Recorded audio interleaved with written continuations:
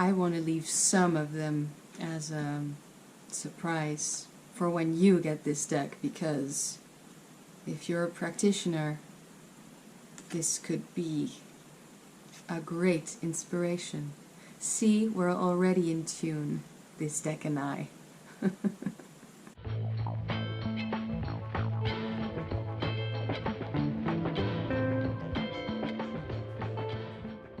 Hello everybody, I'm Anna from astralladytarot. Welcome here. I have an unboxing for you today. It's this deck, the Living Altar Oracle, and I am incredibly excited about this one. If you've seen my latest videos, you know that my whole practice has gone through this shift and is still going through it. Really, I'm just getting used to all of these changes, all of these urges that all of a sudden came up.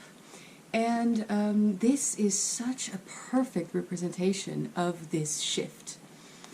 So, before I get into this, I quickly want to say that for 2020, I decided to do not a depth year, but more like a mindful year, mindful spending year, you could say. Now, in some aspects, I've miserably failed, but in the tarot department, it's actually pretty okay. I had put this limit for myself for 2020, no more than 4 new decks. That worked out. It did and it didn't. I'll explain just quickly. Actually, I got, I think, 7 new decks in 2020. Living Altar, Elemental Tarot, Crow's Magic Tarot, both on my wish list for a while, for a long time, and then also I bought a Thoth Greenie, a 1978 Greenie that I use for clients, because I have my 1980-something Greenie right here, that is mine, and then I needed another Greenie for clients because I'm crazy like that. I'm a tarot reader, by the way. If this is your first time visiting my channel, hi. I also accidentally got a AGM Euler Gilded Thoth, and then also one of those Thoth decks that come in a tuck box. And I got a vintage Spanish tarot. Now all of those decks are nice, but I realized that when it comes to Thoth, I really enjoy working with the Greenie. It feels better, the cards are big. You can see my tarot comparison, my Thoth comparison video. You can watch that, and so I passed along those 2 Thoth decks. So they don't count, really, right? Then I got the Spanish tarot, which I held in my hands, kept for a day or 2, and then passed along as well. So total is 4 new decks. Then for the decks that I passed along, that I already had in my collection, these decks are all beautiful, nice,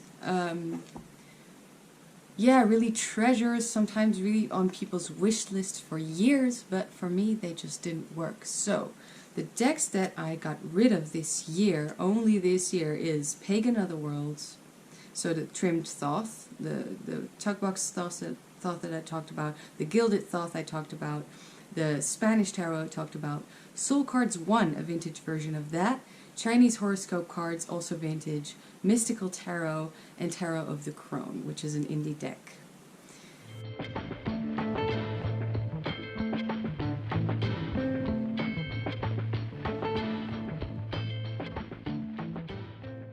That is 1, 2, 3, 4, 5, 6, 7, 8 decks that I got rid of, and then I have 4 new decks. The whole idea of this type of video, at least for me, I'm making 4 in 2020, at least I think I'll be able to restrain myself until the end of 2020, because right now it's the end of October. The whole goal of making these videos is to get to those tarot essentials. Now, the deck I'm most pleased with that I found this year is the Crow's Magic Tarot. That one is definitely my deck, and I have this connection with it, even though it's butt ugly, but I love it. Plenty of videos about that deck and more coming. And the Thoth Greenie. It works well for readings, for clients, for other people. When I read in the store, that is the deck that I will fan out. Clients can touch the cards to pick out their cards. That's why I bought it. I always need like a second deck to work with for clients. When it's through Skype, you can be pretty sure I will use my own greenie, I will use my own Thoth deck, or earlier in 2020 I was still using the Centennial Rider-Waite-Smith. You can be pretty sure that through Skype or through the internet at least I will use my own version of the Centennial, but I still also have this second version for clients. So just to clarify that. The Elemental Tarot is the first tarot that I opened this year. I haven't really touched it. And it's so stupid because when I flip through it, it's beautiful, it's wonderful, and it works really well. It's just that maybe I was wrong in thinking that it would be a staple in my collection. Maybe I was wrong into thinking that this was one of those essential decks that really was for me and that I would work with all the time. Maybe this is not a lifelong relationship. We'll see. But for now, it's still here. So Crow's Magic Tarot isn't going anywhere. Thoth Greenie isn't going anywhere either. And here we have this huge box for the Living Altar Oracle. This is my Samhain deck. So, Elemental Tarot, I got, I think, a good 2 months. No, wait. I got in the beginning of January, and I only opened at Imbolc, which is the beginning of February. Then the Crow's Magic Tarot became my Beltane deck. So Imbolc, Beltane. Then my Thoth Greenie, I didn't actually realize at the time, but you can see when the video is up between the Greenie comparisons, that was actually my Lammas deck, pretty sure. Yeah? And then this one is my Samhain deck. Now, I'm honest, I received this deck 2 days ago, and I'm opening it now, even though it's technically not the 30th or 31st of October. I just don't want to wait. I don't want to wait. This might be the last new deck that I get this year, and this is a weird one for me. I mean, if you've been here for some amount of time, this is an oracle deck, and I am so tarot-brained. But this one is the Living Altar, an oracle and spell deck for the Radical Witch. So I'm not going to read everything that's on the back, but I do know that this deck is made by 2 practitioners, which is amazing. Now, I didn't know the existence of this deck. I missed the Kickstarter, but this is, I believe, the reprint, you know, so I was so lucky. I think I left a comment on Instagram on one of those photos that featured this deck, and I was saying, oh, this is such a beautiful, amazing deck. I'm gushing over it. I wish the deck was in stock. And then someone commented, they are though, and they ship worldwide. So that was the buy button. And it was actually pretty perfect because this is, I think, a hell of a deck. I think it's very special. I think it's, you know, we'll see, because this is really my first impression of it, which is cool because I kind of hope that I will have worked with it a little bit when Samhain actually comes. From what I've seen, it's beautiful, it's quality, it's made with this magical intention is in there. Every card is supposed to be a spell of some sort, an intention of some sort. Oh yeah, so the Living Altar Oracle deck is a living grimoire with each card a charged spell. It's a guide to the Witch's Wheel. Oof, I mean, hell yeah, right? And this is the only new deck that I actually bought, kept in 2020. So I'd say so far 2020 depth year, as in 4 new decks, is a win. Alright, we can say that. Before I get into it, I just quickly want to say that the makers of this deck are Kiki and Ylvadroma.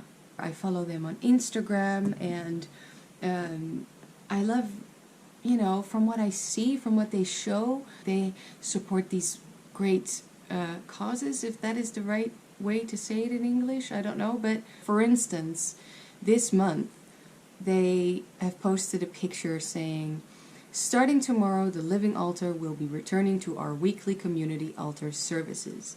Each Monday, we will be tending our altars to help uplift your prayers and request for magical support.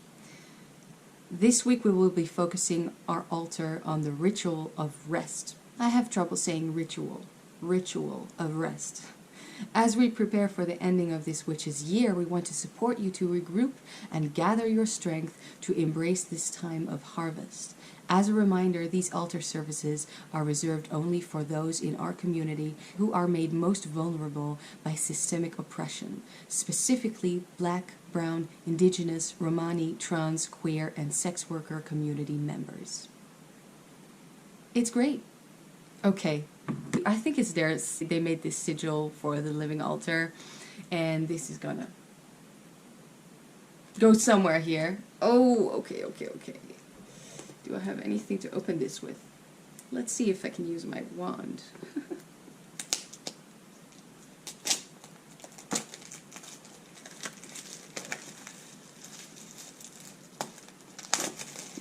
You know, it was pretty perfect because with all of those decks I sold, you know, I had some extra money and it went straight to this beautiful creative thing.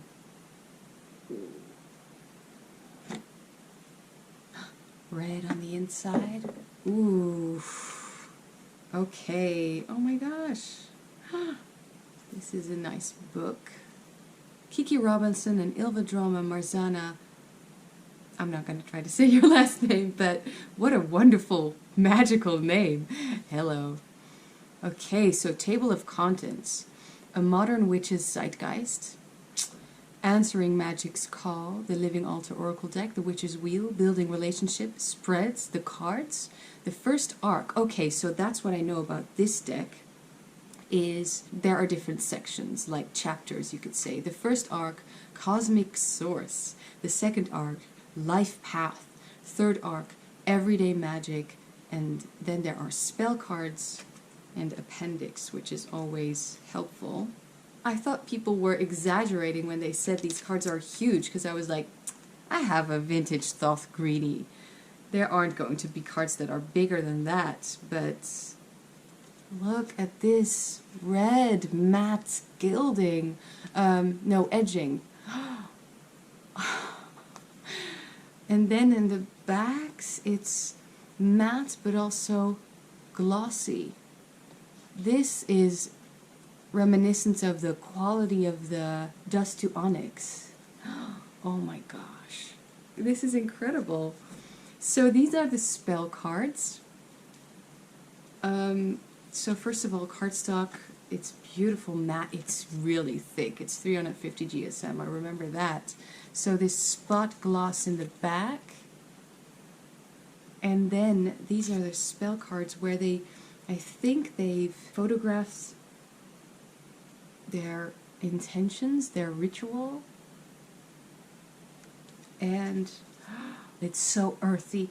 It's so messy.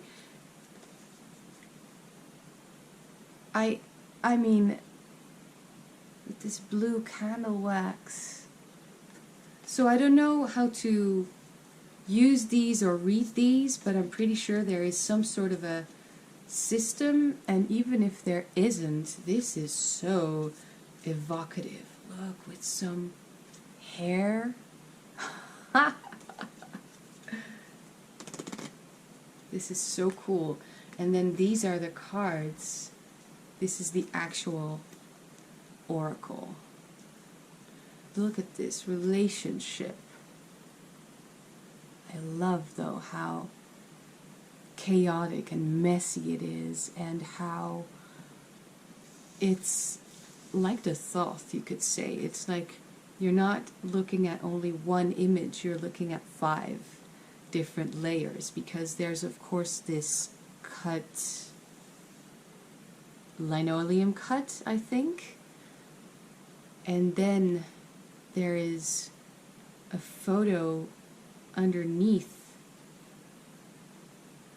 where you can see right here is an herb and then something. Maybe those are in the spell cards. Maybe those are the spell cards. I don't know, like coming through. And then there are some extra pops of red. Relationship. this is going to inspire me also in this art stuff that I've picked up again. Fire, wow, I think they burned a hole through whatever they were doing. Water, wow, okay. You're gonna hear wow and ooh and oh a lot. This is amazing, and I hope that it shows well, because I really wanted to open this deck today, and it's one of those dark Dutch days. Earth, wow. Okay, so those are the elements, and then keeping surrender to the side. Then there are cards like spring. Maybe it's rose petal finish. That's very possible, but it doesn't. All the colors are really vibrant, so you know it doesn't take away from that. No copyright anywhere. Thank you for that. And yeah, there are. I love those different layers. I think with this type of quality, you know, just to put it on your altar. It's amazing. I think it's really, wow. Okay, so we are in autumn now, so let's look at this. Amazing. And those colors together. Winter. Through those trees. And okay, these are incredibly chaotic, but sunrise. You can almost like, with all these runes, you can almost like feel the energy of the beginning of a new day, and this is exquisite. Oh wow! Midday, the sun at its peak. Sunset. I love how those superimposed pictures, images, it looks like the card has already been used a little bit, you know what I mean? Like it's already dirty and midnight.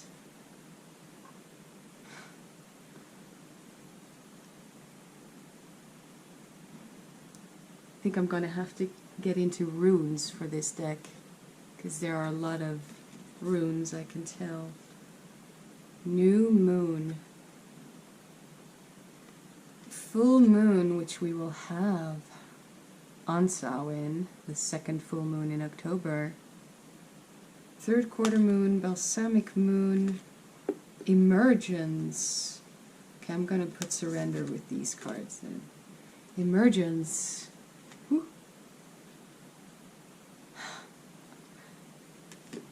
With these candles and feathers, or I don't know, it's, ooh, it's so, rebirth. It looks like there's a wolf or a fox or something right here.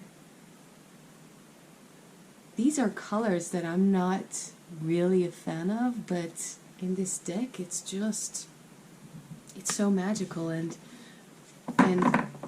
it's really good, I think, for myself also, you know, wanting to get into some painting, to accept some colors a bit more and to see their symbolic meaning, or at least what it means to me, right? Because, for instance, pink and orange, they really mean self-love and gratitude, and pink is self-love, I'd say, for me, or love, you know. There's more to it than just pink, of course, but combining it with orange, for me, is so... Orange is such a friendly color. These life path cards, I think. Adolescence, young adults. Can you see everything that's in here? I mean, there are these trees, footsteps, I think, from a bear, maybe. There's a river streaming, flowing really fast. And then underneath, herbs or branches and rose petals or flower petals. Much to explore and find out. This deck so deserves more than an unboxing video because I don't really know how I'm going to work with these cards. It just feels so deep and high. Like exactly the, you know, what I was talking about in my shift in practice. Look at this. This is amazing. The sun and the moon reminds me of alchemy. And then there's this big tree with the branches up top, and then you can see the roots going through the earth. I knew I was gonna happy cry. Oh, so evocative. It's just midlife with this wolf. Do you see the wolf? And again, these colors. Oh. Wow, look at this one. This is a party I want to go to. Soul Harvest. Hell yes. Elderhood. Another crying wolf, I think. But much, much more. Solitude. I mean, they're all beautiful, but I want to leave some of them as a surprise for when you get this deck, because if you're a practitioner, this could be a great inspiration. See, we're already in tune, this deck and I. Just a little, that's really the only thing that I don't quite understand is why the top of this card is a little blurry, and some cards have that and others don't. Like this one is super sharp everywhere. Choice, transformation.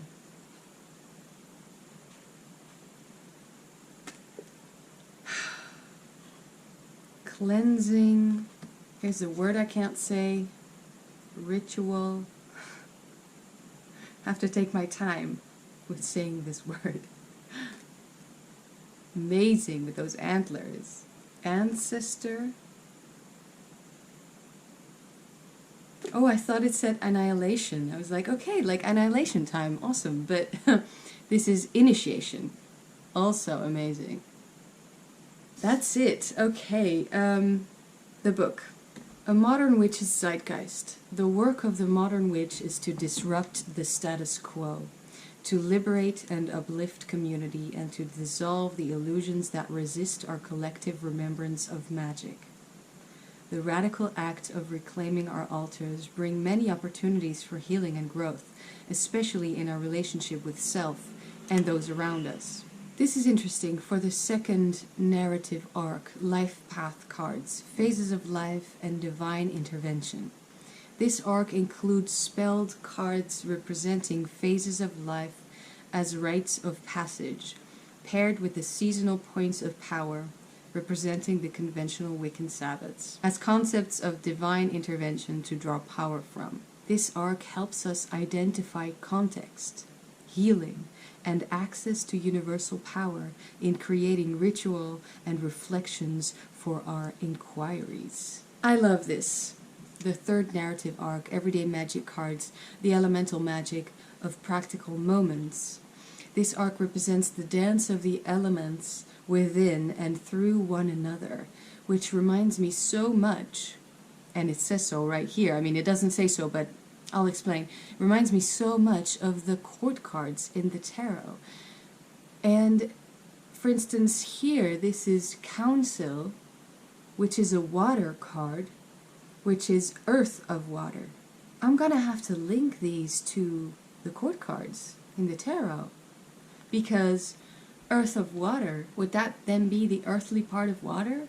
Council would be the Princess of Cups, or the Page of Cups. Let's see.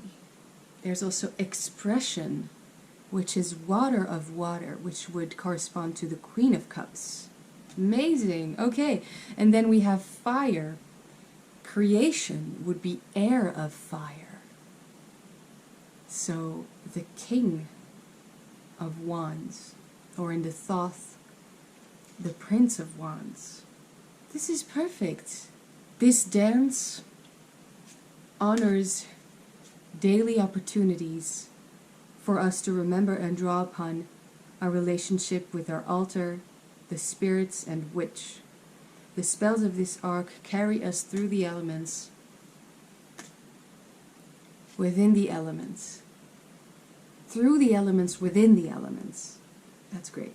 And teach us about the magic of subtlety and nuanced relationships.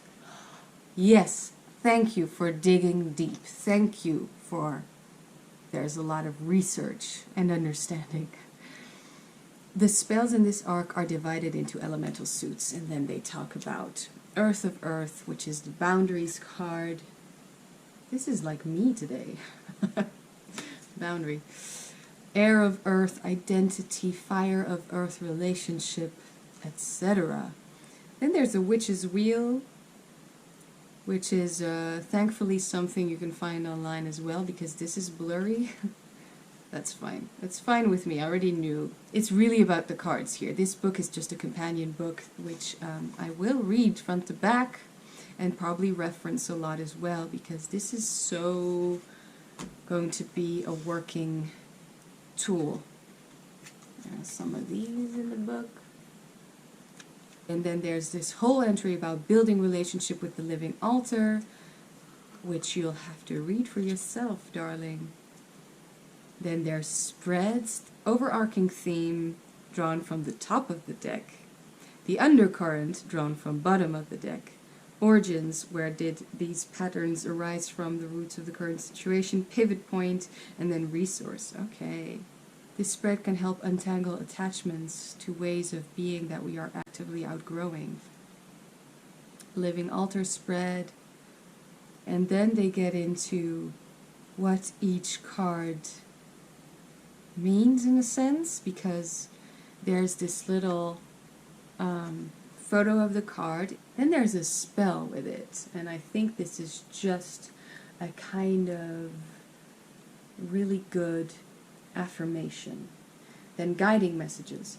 Air always finds an opening. Track your intuition. Remain curious. Is there something you haven't tried? Imagine the situation from new perspectives. Honor possibility. Make space. Nurture curiosity. Track intuition. Yeah, this is good. This is information that you can add your own meaning as well. Then the spell cards, which I had set aside for now. These cards were crafted in ritual over the course of a year. We wept, bled, cried, and ground the ashes of burned charms into each card. We then collaged living matter onto the cards to bring life to the natural forces represented by each card. Jessica Marie Mercy then digitally rendered these collages, superimposing them onto a ritual portrait of our hands. And you can see that. In the portrait of our hands was the invocation of our ancestors, reaching towards us through generations of forced cultural assimilation. Okay, so they also have names. So this one is Day. I believe this is Moon. Rebirth. Oh yeah, I can kind of see that as this rose petal with the red string kind of being like a fetus in the womb kind of thing. Childhood. This is like play. This whole deck is play. Adolescence. Maybe this is rosemary and then cinnamon, obviously. Cinnamon is a, how do you say that? It's something that makes something more quick pacing. So it's like the swiftness of the Eight of Wands. And that goes really well with adolescence, right? Everything goes fast. Everything changes all of a sudden. Young adults. And there are a lot of these, I think actually in every card, there are these elements. So this would be the element of water. Adults, with that yellow petal being threaded. It's kind of like, makes sense for adults, right? Because you finally kind of found your place somewhere, and you know who you are. I'm just riffing here. Midlife, okay. Then there's that blue coming in that I love so much.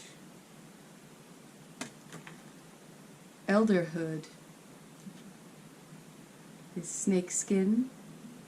Maybe some gray hairs. Earth.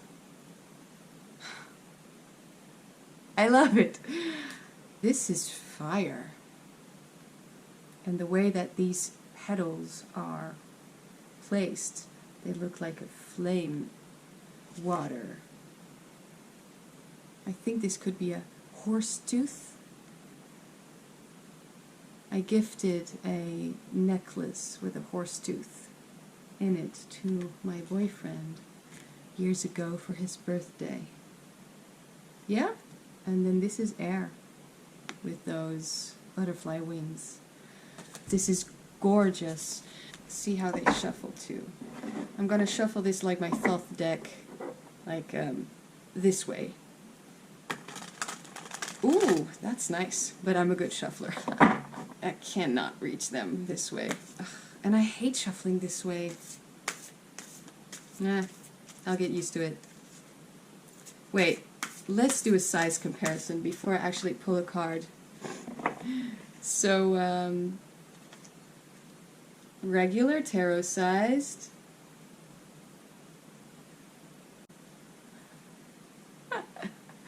That's crazy. It's huge. And then, let's see how much larger these cards are than a large vintage Thoth. Yes. I'd say over a centimeter taller and maybe a centimeter wider. I thought these cards were huge. These are huge, but they deserve it. That's good. I don't know, just pull one card and see what this deck is telling me today, in this very moment. October is my birth month, so I consider this a birthday present to myself.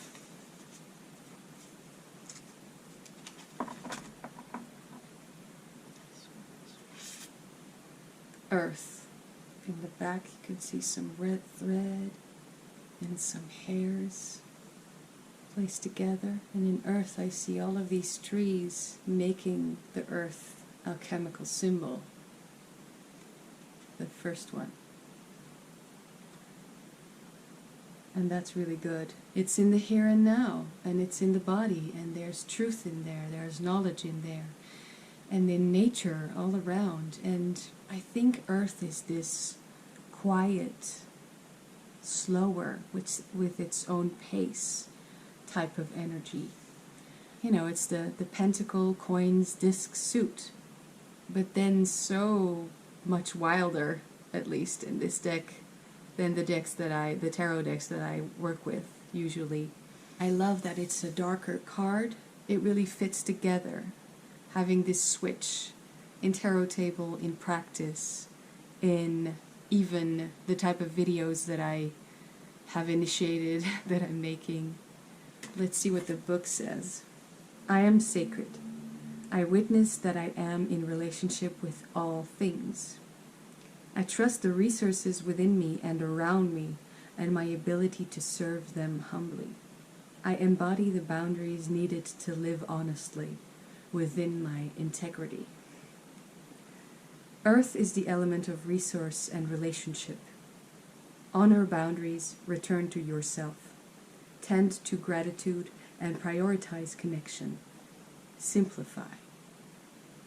I don't know what else to say. As I said, this deck deserves a second video and many more, but by second video I mostly mean when I know how to work with it and what my personal practice will be with it, because I am tarot-brained Anna, and yet this is what I went with. Thank you, Kiki and Ylva, for making this deck, and everyone else involved. Thank you so much. It's wonderful. It's beautiful. And I'm going to enjoy working with it. Thank you so much for watching. You know, leave a comment and all that stuff if you have this deck or if you want to get this deck. What exactly pulls you to this deck? Again, the same question as I asked a few videos ago. If you've experienced this type of shift in your practice, what did it look like? What did you experience? Did everything fall into place as well as it's happening for me right now?